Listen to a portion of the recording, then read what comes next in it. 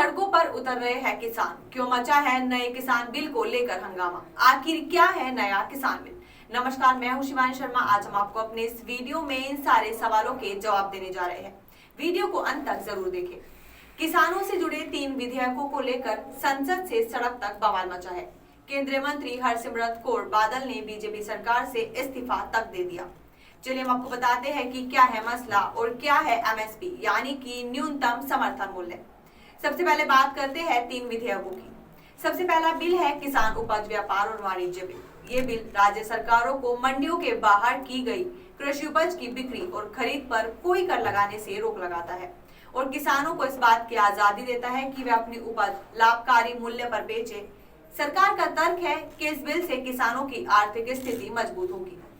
दूसरा बिल है आवश्यक वस्तु बिल। आपको बता दें, करीब 65 साल पुराने वस्तु अधिनियम कानून में संशोधन करके ये बिल लाया गया है। इस बिल में अनाज, दलहन, आलू, प्याज समेत कुछ खाद्य वस्तु, तेल आदि को आवश्यक वस्तु की लिस्ट से बाहर करने का प्रावधान है। इसका तर्क ये है कि इससे प्राइवेट इन्वेस्टर्स को व्यापार करने में आसानी होगी और सरकारी हस्तक्षेप से मुक्ति मिलेगी। साथ ही सरकार का ये भी दावा है कि इससे कृषि क्षेत्र में विदेशी निवेश को बढ़ावा मिल सकेगा। तीसरा और आखिरी बिल है मूल्य आश्वासन तथा कृषि सेवाओं पर किसान समझौता बिल। इस बिल में प्रावधान किया गया है कि किसान पहले से तय मूल्य पर कृषि उपज की सप्लाई के लिए लिखित समझौता कर सकते हैं।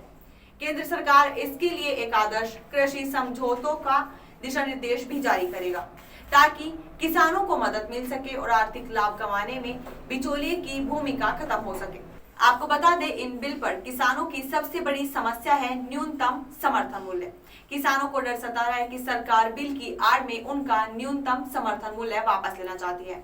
वहीं दूसरी तरफ कमीशन एजेंटों को डर सता रहा है कि नए कानून से उनकी कमीशन से होने वाली आय बंद हो जाएगी।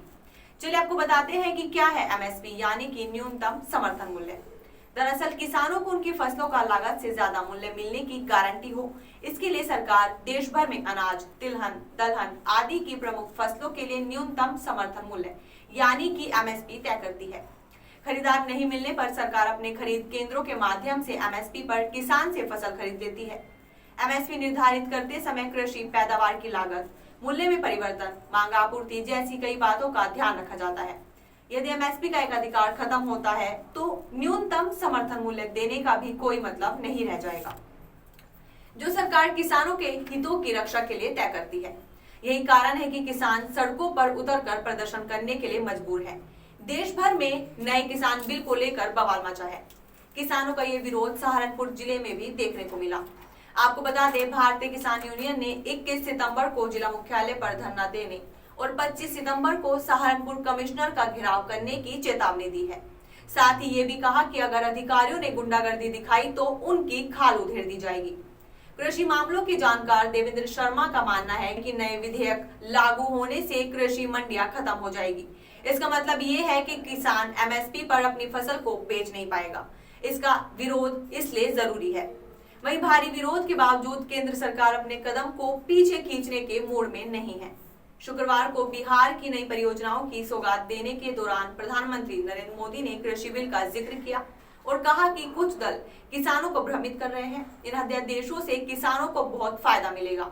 हमारी सरकार किसानों को एमएसपी के माध्यम से उचित मूल्य दिलाने के लिए प्रतिबद्ध है, पहले भी थी और आगे भी रहेगी।